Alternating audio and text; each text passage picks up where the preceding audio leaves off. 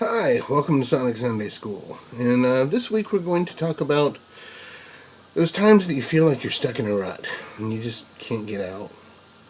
You know, when you've been playing the same licks over and over and over again, or the same songs over and over again. And it's not just enough to learn another song by one of your favorite bands. That doesn't seem to get you out of or it doesn't make you at least feel like you're out of the rut. So I have several different suggestions, and I guess the first suggestion is to find a different genre of music. And, you know, if you're playing blues and you decide, okay, well, I'm just going to pick up a, basic rock song, that might not help so much because they're basically the same kind of chord progressions, even though they're a different genre of music. So you might want to, if you're playing blues, maybe there's some blues jazz out there, maybe move more into the jazz side of things, or just pick some actual jazz and try and learn the chord progressions, because they're using different chords. Even if they're using a basic 1-4-5, they're probably playing a different type of chord, or they're using a completely different structure. You know, they're still chords. They're still the same chords that you can learn on guitar. There's probably tab out there for it. If you can't figure it out by ear, try and figure it out by ear. That'll help more get you out of that rut. Or, go, if you're playing blues, pick a metal tune. And again, some of those basic metal tunes, if we're talking about bands like Quiet Riot or whatnot, I'm just picking an older band that still uses a lot of 1-4-5 stuff. But if you pick some of the even heavier stuff, pick something off of like Metallica's And Justice for All, they're not 1-4-5. A lot of them aren't. It just will give you a different outlook. Now, if just going to another genre of music, at least another genre of guitar music, doesn't help, pick a completely different instrument. Go find a piano piece and learn the chords, because they will apply chords differently than you do on guitar. And if you're having problems with solos, well, pick a piano keyboard piece and, learn how they're playing their leads. Because even though it's the same 12 notes, they may apply them in a different order, a different way. It can help break you out of that rut. Violin is often really good because they really don't play what we think of as linear scales on a guitar. A violinist rarely does that kind of thing. It doesn't have to be classical music either. There's plenty of contemporary and modern violin, piano pieces. Or, go and find a solo sax performer and learn their lines. Just something different, a different instrument, because it'll get you thinking in a different way than you have always thought playing guitar. Different ways people have always taught you playing guitar. Those other instruments just look at music a little differently. And be that because of fingering or, ease of play. It's different. It's a different stretch on a keyboard. Plus, you have two hands on a piano or a keyboard, where you might run a line and you might end up, string skipping and things like that on guitar to match that piece. And if you've never done that kind of thing, well, you've now learned something. Try and learn it by ear if you can, especially with the other instruments, because there's not as good of a chance there's going to be tab out there for it. So you're almost going to be forced to learn it by ear. And the goal of this isn't necessarily to find another piece of music and nail it and play it perfectly. It's to get a different perspective. That's what's going to help you break out of your rut. Not necessarily just learning something, a rote piece. Playing it perfectly. If you can, great. But if you just grab the concept of how they're applying their instrument versus how you would apply a guitar. That can be enough to get the creative juices flowing. All right, now there's another thing I saw.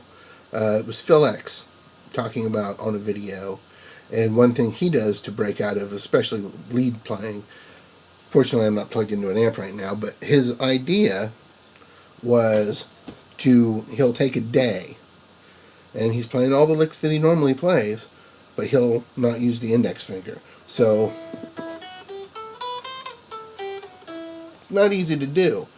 But after you do it for a day, and you've stretched your hand out, and you're playing patterns that you know, but it's just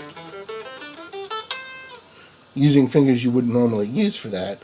Well, the next day when you add your index finger again, you might even find that you have more of a reach. So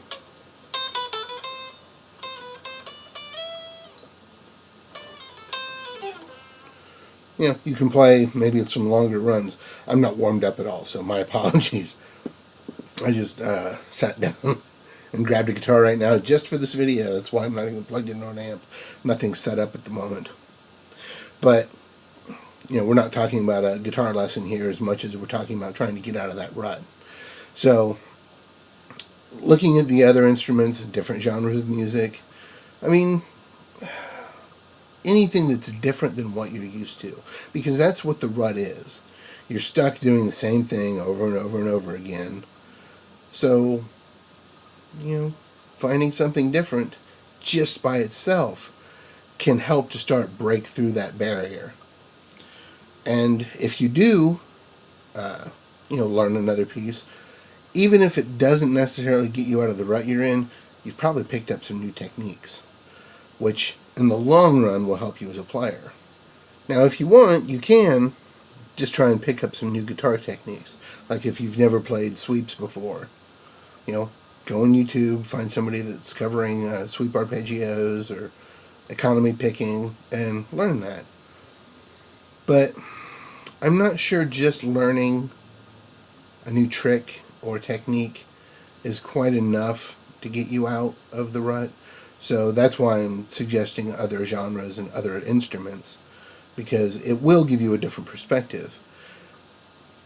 Learning another technique from that is just the added bonus.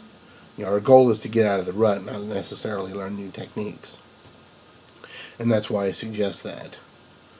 So those are just some ideas of getting you out of the rut if you happen to be in it.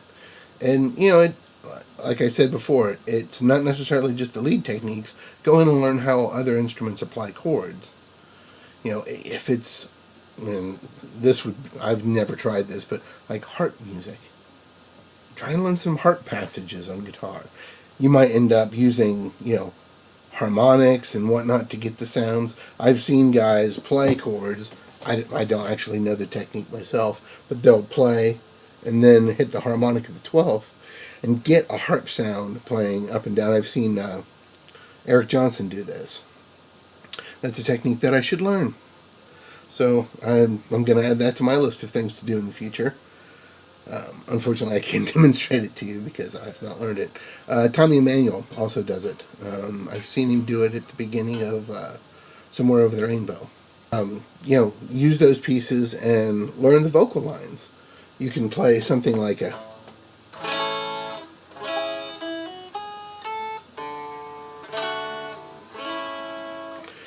I'm using chords and lines to play the vocal melody of the song.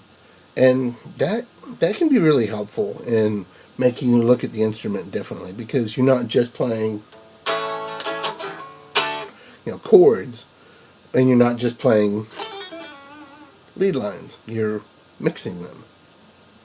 And it's you figuring it out on your own that's more important, because that will make you look at the instrument differently. Just learning like how Hendrix would use chords and leads isn't as helpful as figuring out a way to do it yourself when you find an older song or a newer song to do that. Find an old standard or find a modern tune and do it. It may not be easy, and there may be some long stretches for your fingers, but it can be done. People do it all the time. So there are just some ideas on how to get you out of the rut. And I hope one of these helps.